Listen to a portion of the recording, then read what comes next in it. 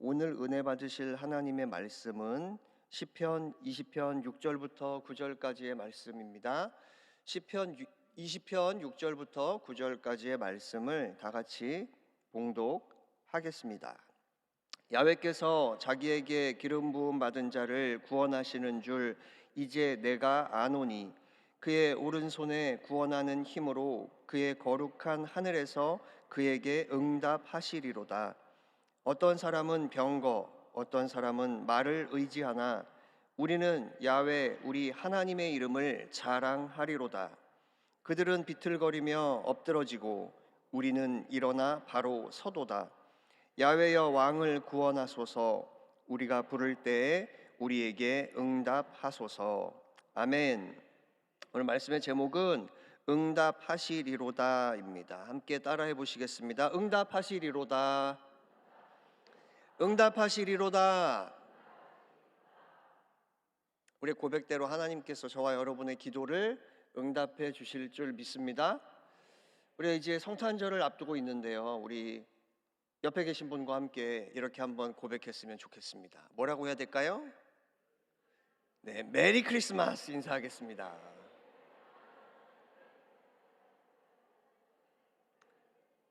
점점점 더 우리 주변에서는 성탄절의 의미가 퇴색되고 또 캐롤을 듣기도 어려운 그런 상황 가운데 살아가고 있는 것 같습니다. 특별히 이번 한 주간만이라도 여러분이 만나는 사람들과 함께 메리 크리스마스로 인사하는 그런 시간들이 되시기를 부탁을 드립니다.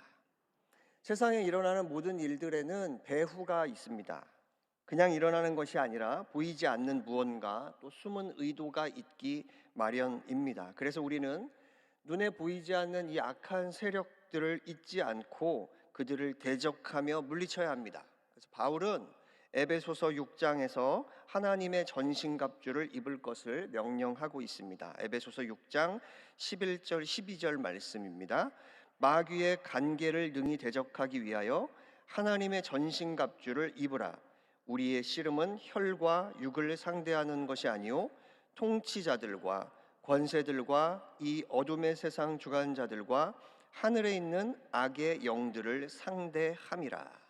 나의 힘으로는 세상을 분별하기도 또 세상과 싸워 이기기도 어렵습니다. 그래서 우리는 우리의 연약함을 하나님 앞에 내어드리고 또 그것들을 인정하며 주님 앞에 서서 하나님의 도우심을 구해야 합니다. 그래서 오늘 본문 7절 말씀은 이렇게 말씀합니다. 어떤 사람은 병거, 어떤 사람은 말을 의지하나 우리는 야훼 우리 하나님의 이름을 자랑하리로다. 오늘 시편 20편 말씀은 다윗의 시 중에 하나인데 전쟁의 공경에 빠진 왕을 위한 백성들의 기도문입니다. 그러니까 왕과 백성들이 함께 하나님께 기도하는데 어떤 내용으로 기도하느냐? 하나님께서 우리의 힘이 되어 주셔서 우리에게 응답하소서라고 기도하는 그런 기도의 제목들을 담고 있습니다. 본문을 보면 세상 사람들은 병거와 말을 의지한다라고 말하고 있습니다. 호화로운 옷을 입은 무사들, 병사들을 상상해 보시기 바랍니다. 병거와 말을 타고 요란한 바퀴 소리를 내며 달리며 나아가는 모습이 굉장히 인상적이고 사람들의 모습에 그들의 마음을 빼앗기에 굉장히 충분한 모습이라고 할 수 있습니다. 한마디로 말해가지고 그 사람들을 보고 있으면 혹 하게 된다는 거예요.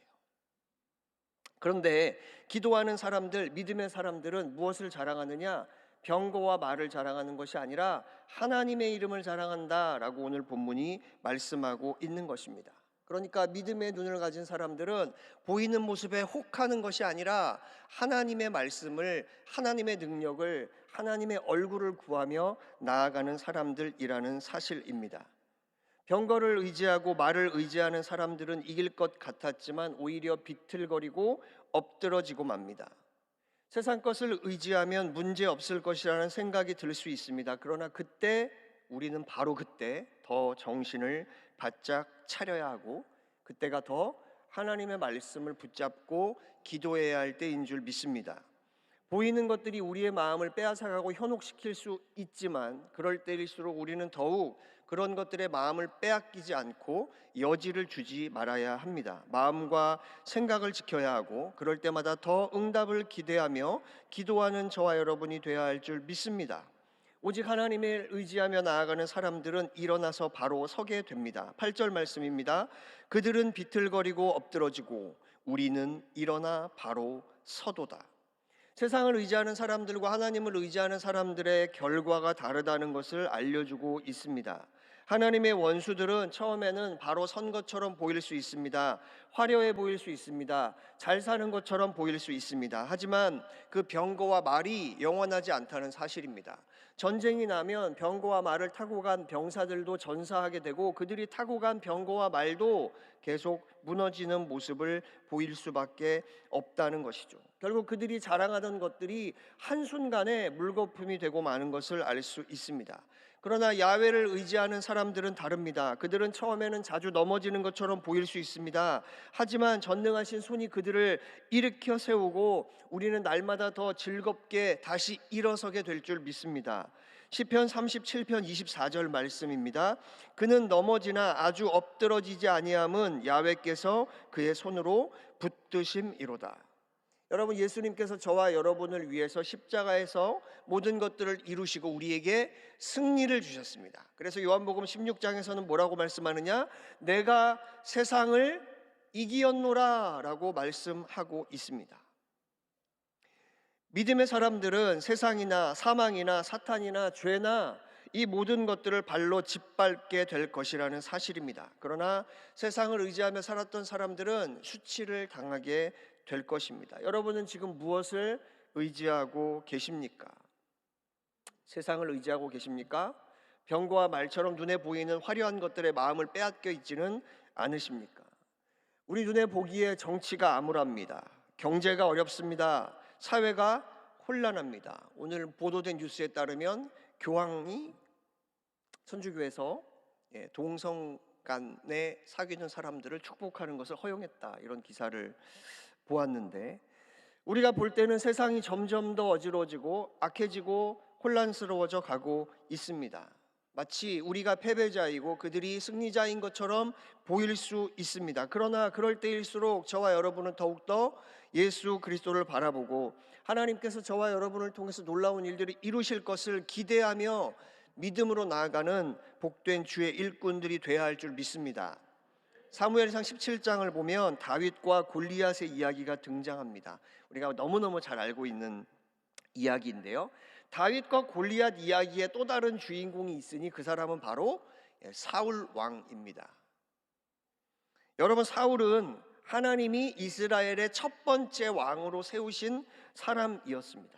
물론 기름 부음을 받았던 사람이었고 사울은 하나님을 믿었던 사람이었습니다. 또 누구보다 전장에서 열심히 전투하며 나아갔던 용맹스러운 장수였습니다. 사무엘상 9장 2절 말씀입니다. 기스에게 아들이 있으니 그의 이름은 사울이요 준수한 소년이라. 이스라엘 자손 중에 그보다 더 준수한 자가 없고 키는 모든 백성보다 어깨 위만큼 더 컸더라. 이 말씀을 읽으면서 저는 삼국지가 떠올랐습니다. 여러분, 삼국지 아시죠? 유비, 관우, 장비, 조조 이런 사람들 나오는 그런 사람들 중에서 사울 왕은 어떤 사람과 비교될까라는 생각을 해봤을 때, 이 용모를 봤을 때는 관우 정도 될 것 같다. 키가 엄청 크고 멋지게 이렇게 생긴 사울 왕은 그렇게 멋진 용모를 가진 장수였다는 사실입니다. 허우대가 멀쩡했던 거죠. 그리고 그는 하나님을 믿는 것처럼 보였습니다. 그러나 골리앗이라는 대적 앞에서 그가 어떤 모습을 보였습니까? 사무엘상 17장 11절 말씀입니다. 사울과 온 이스라엘이 블레셋 사람의 이 말을 듣고 놀라 크게 두려워하니라. 사울은 하나님을 신뢰하지 못하고 솔직히 말하면 자신의 그 용맹스러운 모습 앞에 부끄러운 고백을 하고 말았던 것이죠. 골리앗 앞에 그저 낙담하고 절망하고 있었습니다. 자, 그렇다면 다윗은 어떻습니까? 다윗은 한낱 목동이었고 잘생긴 소년이었습니다. 사무엘상 16장 12절입니다. 이에 사람을 보내어 그를 데려오매 그의 빛이 붉고 눈이 빼어나고 얼굴이 아름답더라. 야훼께서 이르시되 이가 그니 일어나 기름을 부으라 하시는지라. 아직 어른으로 성숙한 모습은 아니었고 그렇게 키도 컸던 것 같지는 않습니다. 그러나 분명한 사실은 용모가 굉장히 출중했던 것 같아요. 우리식으로 표현하면 미소년의 모습을 갖고 있지 않았을까. 그런데 누가 봐도 골리앗과의 싸움은 다윗이 아니라 사울이 해야 하는 싸움이었다는 것이죠. 그러나 그 대적 앞에서 사울은 두려워서 떨었고 다윗은 하나님을 신뢰했다는 사실입니다. 다윗은 하나님이 응답하시는 분이시라는 사실을 믿었습니다. 그리고 대적 앞에 담대히 달려나갈 수 있었습니다. 여러분, 어떤 사람이 진짜 믿음의 사람입니까? 우리는 정답을 다 알고 있죠? 그렇다면 저와 여러분은 결정적인 순간에 하나님을 온전히 신뢰하고 있습니까? 라는 질문을 우리 스스로에게 해볼 필요가 있습니다. 사무엘상 17장 45절 말씀입니다. 다윗이 블레셋 사람에게 이르되 너는 칼과 창과 단창으로 내게 나아오거니와 나는 만군의 야훼 하나님의 이름 곧 내가 모욕하는 이스라엘 군대의 하나님의 이름으로 내게 나아가노라. 토저 목사님께서 하나님의 길에 우연은 없다라는 책에서 이렇게 말하고 있습니다. 하나님에게 맞서면 승리할 수 없고 그분 편에 서서 일하면 패배할 수 없다. 멋진 말이죠? 하나님에게 맞서면 승리할 수 없고 그분 편에 서서 일하면 패배할 수 없다. 이 고백이 저와 여러분의 고백이 되어야 할 줄 믿습니다. 엘리야는 구름이 한 점 없었던 하늘을 보았지만 기도했습니다. 모세는 그 마라의 쓴물 앞에서 기도했습니다. 다윗은 거인 골리앗을 보았지만 그 앞에서 기도했습니다. 눈앞에 절망이 펼쳐지고 암울한 상황이 펼쳐져 있었지만 기도했다는 사실입니다. 여러분 앞에 어떤 어려운 환경이 펼쳐지고 있으십니까? 답답하고 암울한 일들이 개인적으로도 사회적으로도 너무나 많이 일어나고 있을 수 있습니다. 좌절과 쓴맛으로 가득한 삶이 다가온다 해도 우리를 위해 십자가에서 고난을 당하신 예수 그리스도, 그분이 이루신 승리의 역사를 저와 여러분은 반드시 누리며 살아가야 할 줄 믿습니다. 그러기에 우리는 더 믿음으로 하나님 앞에 주를 신뢰하며 기도하는 저와 여러분이 되어야 할 것입니다. 영구가 자신의 오래된 차를 팔려고 했습니다. 영구 시리즈인데 요즘은 안 하는 건데. 자, 어쨌든 영구차가 근데 20만 킬로미터가 넘는 차였다고 합니다. 그런데 이게 팔기가 어려운 상황이었던 거죠. 그래서 영구가 하루는 친구에게 고민을 털어놓았습니다. 그랬더니 친구가 이렇게 가르쳐 주었습니다. 한 가지 방법이 있긴 한데 이건 불법이야. 영구가 대답했습니다. 괜찮아. 나는 차만 팔 수 있으면 돼. 친구가 이렇게 말합니다. 좋아, 그럼 이 사람한테 연락해봐. 이 사람 내 친구인데 자동차 정비소를 하거든. 내가 소개했다고 하면 아마 숫자를 5만 킬로로 고쳐줄 거야. 이렇게 얘기한 거예요.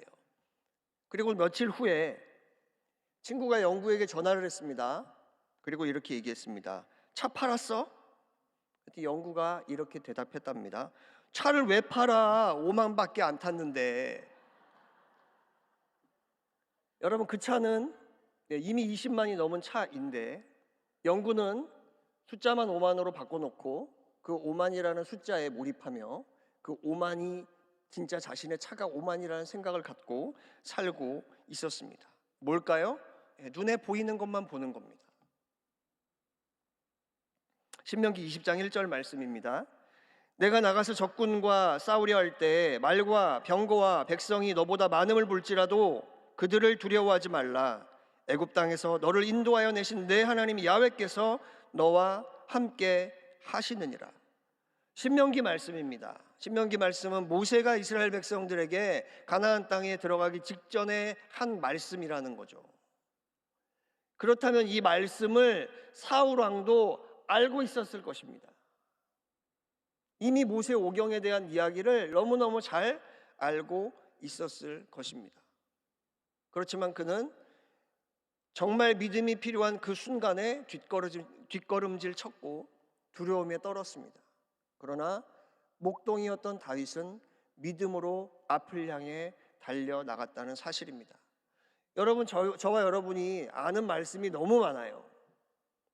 오늘도 우리는 성경을 통독하며 하나님이 주시는 말씀을 묵상합니다. 그런데 중요한 것은 무엇이냐? 우리가 정말 그 말씀의 능력을 체험해야 할 때, 바로 그때 그 말씀을 믿는 믿음이 나와야 한다는 사실입니다. 그리고 그 믿음을 통해서 하나님께 부르짖는 저와 여러분이 돼야 할 줄 믿습니다. 하나님께서 저와 여러분과 함께 하시면 우리는 대적하는 원수 앞에서 두려워할 필요가 없습니다. 10명의 부정적인 보고를 듣고 하나님을 원망한 이스라엘 백성이 되시겠습니까? 아니면 2명의 희망적인 보고와 하나님의 약속의 말씀을 믿고 믿음으로 전진하는 하나님의 사람이 되시겠습니까?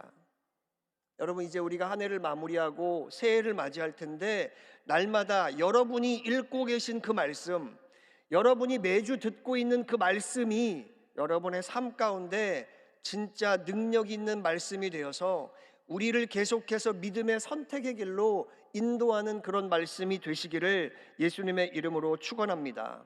우리 하나님은 우리와 언약을 맺으신 하나님이십니다. 우리를 택하셨고 우리에게 응답하실 하나님이십니다. 스스로 계시고 홀로 행하시고 변함없으시고 어디에나 계시고, 히브리서 13장 8절이 말씀하는 것처럼 어제나 오늘이나 영원토록 동일하신 분이심을 잊지 않고 믿음으로 나아가고 믿음으로 생각하고 믿음으로 말하고 믿음으로 기도하는 저와 여러분 되시기를 예수님의 이름으로 축원합니다. 여러분, 하나님만이 저와 여러분의 백이요 힘입니다. 우리가 기도하고 있으면 어떤 문제가 다가와도 오케이예요. 기도하면 됩니다. 그러나 기도하지 않고 있다면 조그만 문제만 다가와도 그거는 노케입니다. 절대로 우리에게 있어서는 안 되는 일이라는 사실입니다. 바울은 공경에 처해 있으면서도 이렇게 권면했습니다. 빌립보서 4장 6절 7절 말씀입니다. 아무것도 염려하지 말고 다만 모든 일에 기도와 간구로 너희 구할 것을 감사함으로 하나님께 아뢰라. 그리하면 모든 지각에 뛰어난 하나님의 평강이 그리스도 예수 안에서 너희 마음과 생각을 지키시리라. 여호사밧 왕도 이렇게 기도합니다. 역대하 20장 12절 말씀입니다. 우리 하나님이여, 그들을 징벌하지 아니하시나이까? 우리를 치러 오는 이 큰 무리를 우리가 대적할 능력이 없고 어떻게 할 줄도 알지 못하옵고 오직 주만 바라보나이다. 주만 바라보며 나아갈 때 하나님께서 저와 여러분을 온전히 인도하시고 오늘 말씀과 같이 우리에게 응답하실 줄 믿습니다. 기도하겠습니다. 하나님, 우리가 기도할 때 하나님의 손이 우리를 붙들고 하나님의 말씀이 살아 역사하며 하나님의 능력을 체험하게 될 줄 믿습니다. 우리의 믿음이 흔들릴 때마다 주의 말씀을 떠올리게 하여 주시고 그 말씀을 신뢰함으로 믿음으로 전진하고 믿음으로 나아가고 믿음으로 생각하고 믿음으로 말하며 믿음으로 기도하는 우리 모두가 되게 하여 주시옵소서. 오늘 이 시간도 우리가 여러 가지 기도의 제목을 놓고 함께 기도할 때 하나님 이곳 가운데 임하여 주시고 특별히 이 기도에 참여하는 모든 이들에게 주의 은혜가 넘쳐나도록 역사하여 주시옵소서. 예수님의 이름으로 기도드립니다. 아멘.